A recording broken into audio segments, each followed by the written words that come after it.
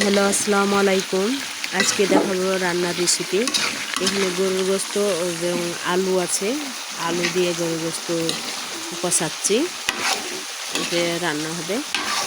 উম, এটা ভালো করে না কষাইলে হবে না। তারপরে আমি আবার প্রেসারে দিব, প্রেসারে দিয়ে 2টা সিজ দিব। তাড়াতাড়ি এটা হলো যে রান্না হয়ে যাবে, তাই একটু কষিয়ে নিচ্ছি। তারপরে আমি আর একটা রান্না দেখাচ্ছি। এখানে আমি শুটকি মাছ দিয়ে দিয়ে ভাজি করছি। এটা আমার মিষ্টি কুমড়া দিয়ে রান্না করবো, তাই এই যে মিষ্টি কুমড়া কেটেছি। এখন এই মিষ্টি কুমড়াটা ধুয়ে আমি ওই মশলা যে ভাজা আছে, মশলা ভাজাটাতে আমি দিয়ে দেবো।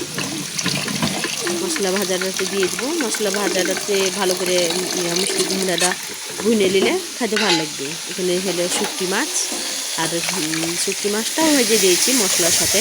এখানে শুটকি মাছটাও ভাজছি, মানে অনেক টেস্টি হয়। এইভাবে রান্না করে দেখবেন, তাতে খুবই ভালো লাগবে। এই হলো আজকের রান্নার রেসিপি। আসসালামু আলাইকুম।